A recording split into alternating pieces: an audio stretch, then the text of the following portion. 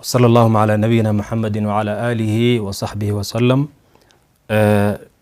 anagoo ah Salaf Media ayaan maanta ku soo booqanay xafiiska sheekha. Sheekh ku soo dhawow Salaf Media.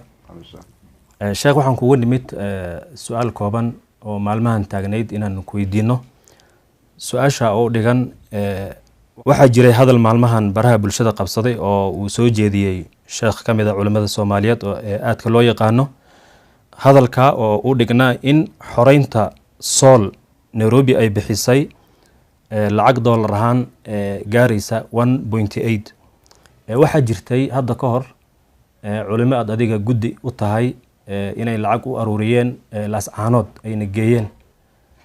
marka lacagta sheekha uu sheegay ma taa idinkaad uruuriseenba mise waa mid ka gedisan qaabkay ahayd bal naga jaahil bixi. jazakallahu khayr.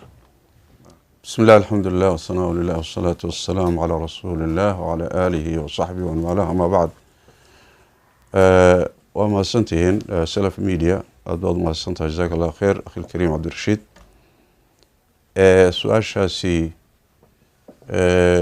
وسؤال مهمة وأنا إن شاء الله إن رنتي جوابتي إذا لقى كافي عيدك لك جوابته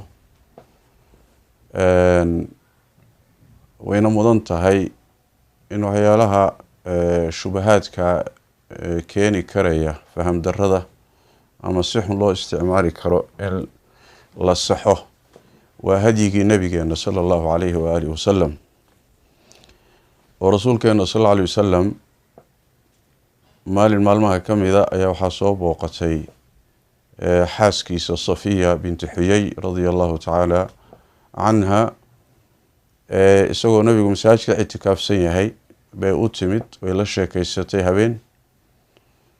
markii ay sheekadoodii dhamaatay bay gurigeedii inay aado damacday. nabigu sallallahu alayhi wasallam uu sagootiyay horay buu u sii raacay. kadib laba nin oo saxaabada kamid ah waxay arkeen nabiga oo haweeneyda la socda. xogaa markaa tilaabaday hoosta ka xadeen oo yara tilaabsadeen. nabigu uu arkay sallallahu alayhi wasallam labada nin. kadibna rasuulku wuxuu sallallahu alayhi wasallam ala rasuulikuma iska tartiibsada buu waxbaaha la xaadsanina innaha Safiya ibn Nabi sallallahu alayhi wasallam haweeneydan aan la socdo haweeney ajnabiya ma aha waa xaaskaygii Safiya buu rasuulku sallallahu alayhi wasallam. markaas labadii saxaabi waxay yiraahdeen subhanallah ya rasuulallah yani ilaahay baan nazahane ma adiga aanu kugu tuhmi karnaa xumaan saasay ka wadaan. markaas nabigu wuxuu sallallahu alayhi wasallam inna shaytaana yajri min ibni aadam majra dam shaytaanku ibni aadamka wuxuu